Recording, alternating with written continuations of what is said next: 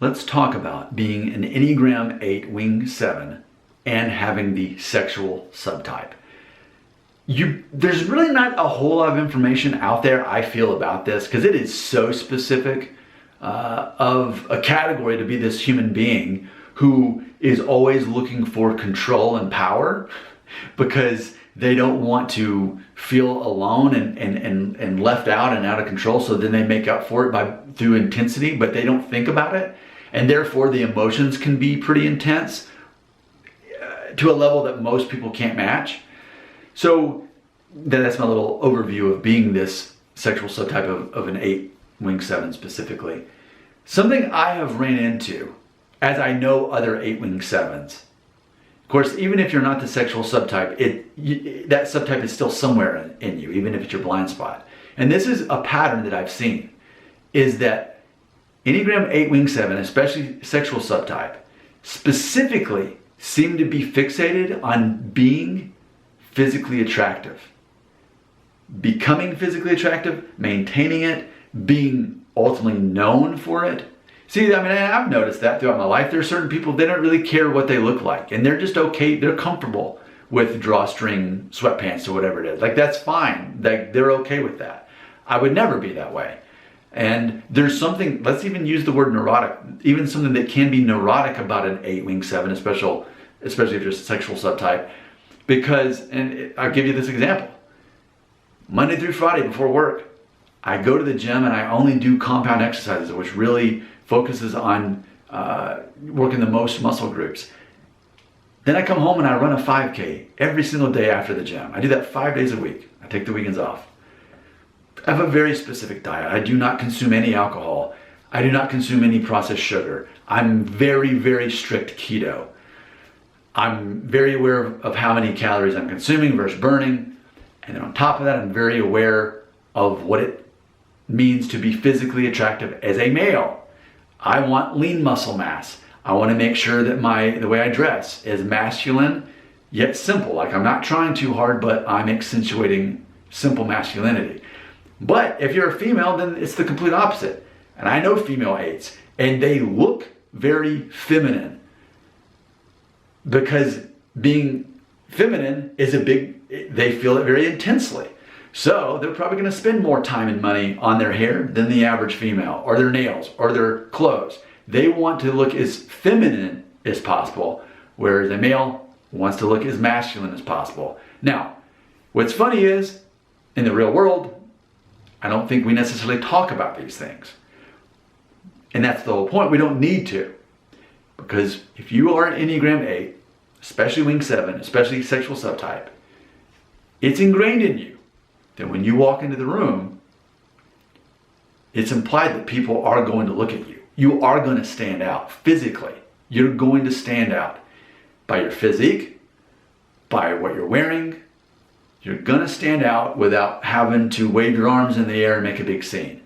It's almost like the cliche 90s movies where, like, they're having a party and then somebody says something awkward and then you hear the record scratch and everything freezes.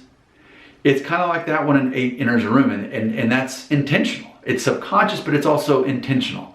That your mere presence in a room establishes that you are the dominant energy to be dealt with. Even if you aren't taking charge in that moment, your appearance is going to stand out.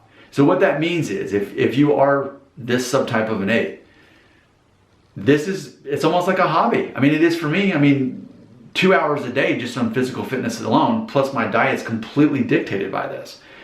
And I don't mind how disciplined I am, because I know that's what it takes to maintain what I'm trying to go for. Because for me, the outside that people see needs to match the inside. And like, for example, even now, I mean, my favorite hairstyle is to not have one, is to just buzz it off.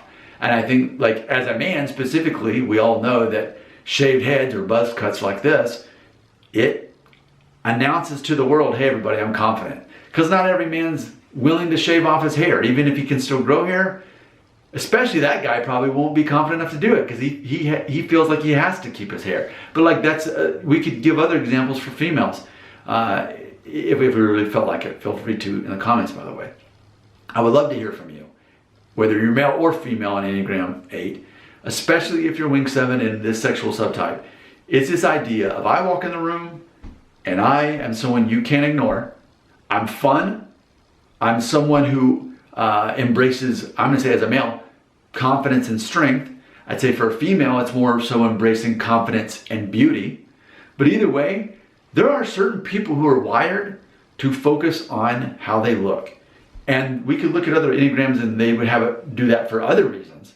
But specifically, it's this idea of displaying or announcing confidence simply by walking into a room, knowing that most other people in that room don't care or focus as much as you do on it. But as an 8, I would say we do it in a more subtle way. Again, I know I'm making a video talking about it, but in real life, I wouldn't talk about this because then I would seem like I'm looking for validation and I'm needy and I would seem weak, which is the whole idea of an 8 is that I'm not weak and I don't need validation and I don't need to announce anything. I just simply show up, and me showing up is going to, all my work leading into that is going to be based on people seeing me. So if you're not an 8, this may sound like, man, this guy is like really, he's got a big head. He's really into himself. And what's funny is an 8 doesn't care if that's what you think about them. And I almost have learned to make a joke about it. Like, yeah, okay, I'm vain. I'm not humble. I'm neurotic. I've got a big ego. And I think, to be fair, a lot of people have a big ego, no matter what their Enneagram is. But I think an 8 is just much more unapologetic about it. I would love to hear from you. Again, whether you're male or female, can you relate to this idea that, of course, you care about your appearance? If you're a male, you need to be strong. If you're a female, you need to appear to be beautiful.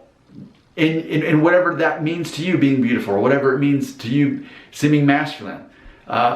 You want to embrace that idea. It's a major part of your identity. And you're not going to, quote, let yourself go like a lot of people would, especially as they get older. And I should say this, I just turned 44.